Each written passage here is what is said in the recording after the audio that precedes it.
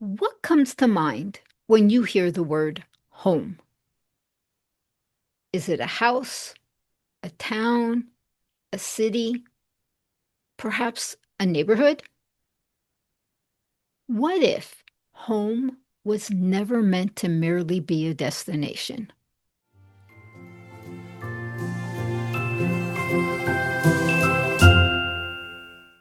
Hello, my friends. Come on in. It is always such a gift to spend this time together with you. If you've been here before, welcome back. And if this is your first time joining me, I'm glad you found your way here. I want to extend a warm welcome to you. I'm Lucianne, and here at Amazing by Design, we intentionally take a pause from the noise and the busyness of our everyday life, and we come together for honest conversations about how faith intersects with our daily lives and what it looks like to live connected with God without pressure or performance. And I'll admit, here in this space, we're partial to our coffee or our tea. So if you can, grab your mug. I have mine, and let's settle into today's conversation. Imagine for a moment a little girl growing up in a home where she is deeply loved. She doesn't wake up every morning wondering if she belongs. She doesn't question whether the family name is hers. She simply lives from the security of knowing this is home. And as she grows and spends more time in that environment, she begins to take on the values of that family. She starts talking like everyone else. She begins to carry herself differently, not because someone handed her a list of rules, but because home, it quietly shaped who she was becoming. What if the Christian life was always meant to feel like that? After spending many years in community with Christians, I've come to realize that many people spend their lives looking forward to heaven as their future home, while quietly bypassing the reality of the prayer we pray often. Father, your kingdom come, your will be done, on earth as it is in heaven.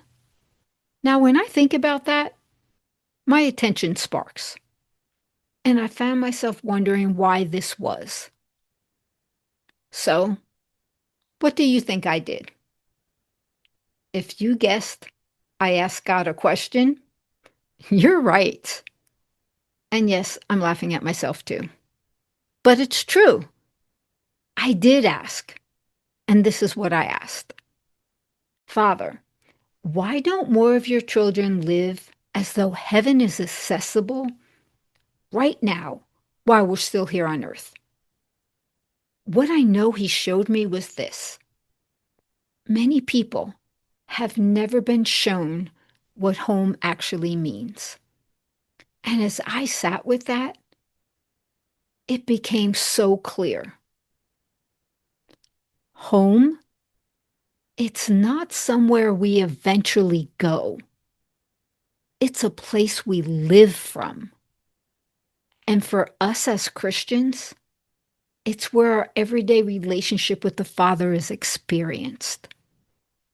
Now, I understand that not everyone would naturally describe their relationship with God as the place they call home.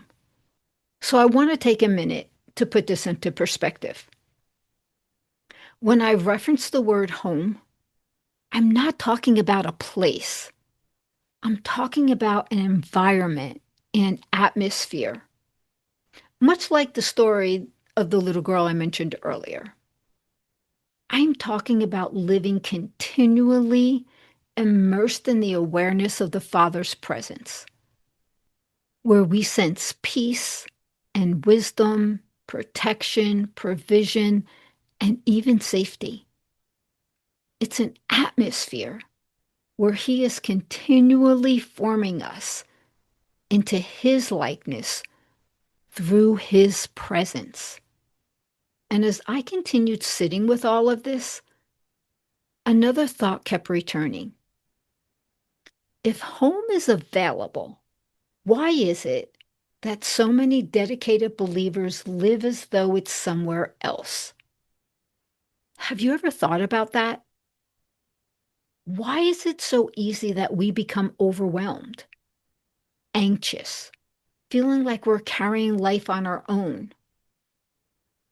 And I have come to understand this to be why. We've simply forgotten where we live from. I've experienced it in my own life, and now I see it time and time again in the lives of the women I'm in community with. And that's when I began to look at the life of Jesus with completely different eyes. The more I watched the life of Jesus, the more one simple pattern began to emerge. No matter what was happening around him, he never seemed to lose sight of where he lived from. Think about it. He often said this world is not his home, but yet he was in the world, just like you and I are.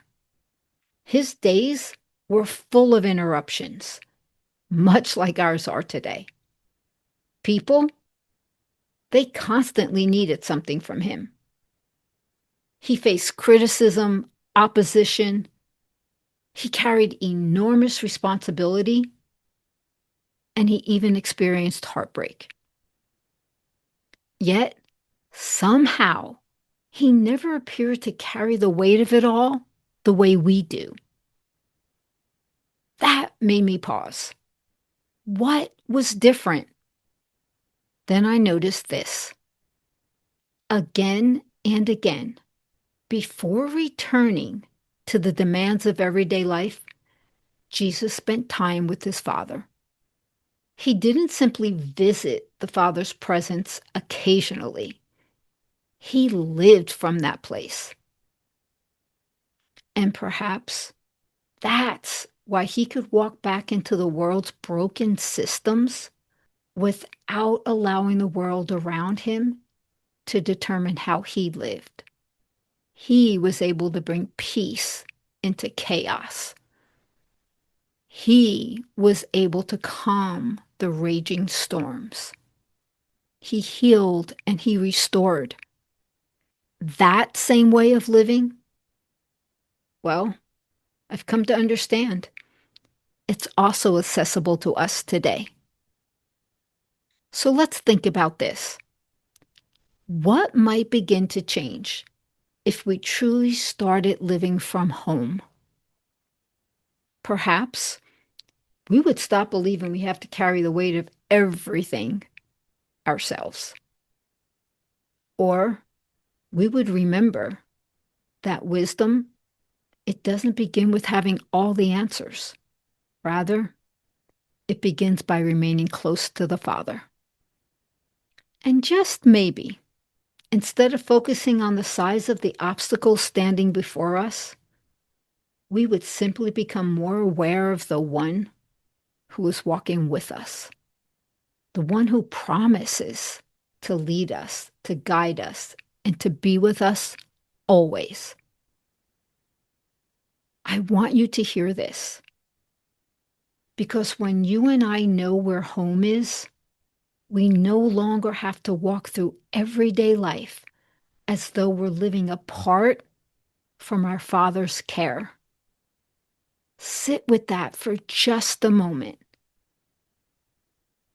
because I have witnessed so many women living exhausted. And it's because they've been trying to navigate their everyday life without realizing that they have drifted from the very place they were meant to live from. They have unintentionally allowed the pressures around them to become louder than the Father's presence within them.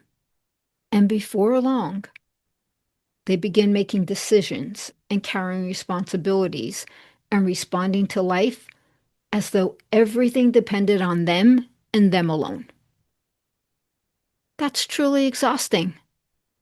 But what if that was never what the Father intended for his daughters? The truth is, his voice is still inviting us to come back home.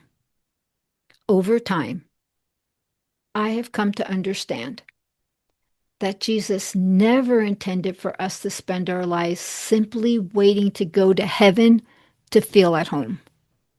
He came so we could begin experience the life of the Father's kingdom here and now.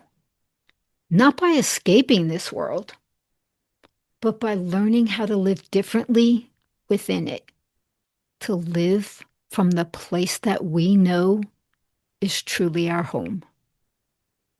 Because you will never lose your way when you know where home is.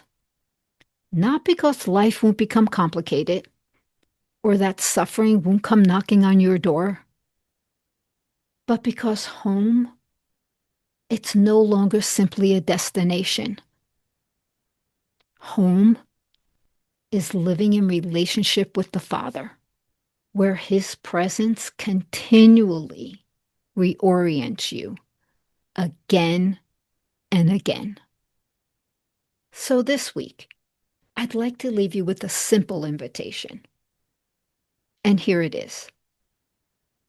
Be intentional about how you start your day. Before you rush into everything the day may require of you, spend a few quiet moments with God. Nothing fancy, no particular formula, just a few quiet moments so that you could remember where home is and to be thankful. Because when you begin your day from home with gratitude, you'll find yourself carrying the culture of home wherever your day takes you. And dear friends, that's how we bring heaven to earth. And honestly, this is why this space was created. So together, we can learn how to live from who we truly are. And if this conversation encouraged you, you're welcome to join me here each week. And consider bringing a friend along. Share this podcast with the women you know. Sometimes all it takes is one conversation to know that we're not alone. Each conversation can open the door to deeper healing, to greater awareness, and a new level of growth. And if you feel led to explore how you can work with me more closely, so you'll have someone to challenge your assumptions, to ask the hard questions, and to help you see your hidden blind spots, all while protecting your heart, there's a link in the show notes where you can schedule a call with me. It's complimentary, and it's there whenever the time is right for you. For now, here's a thought to carry with you as you step back into your day. The Father's presence isn't a place you visit. It's the place you were created to live from. And this truth will always remain. You are chosen. You are loved. You are amazing by design.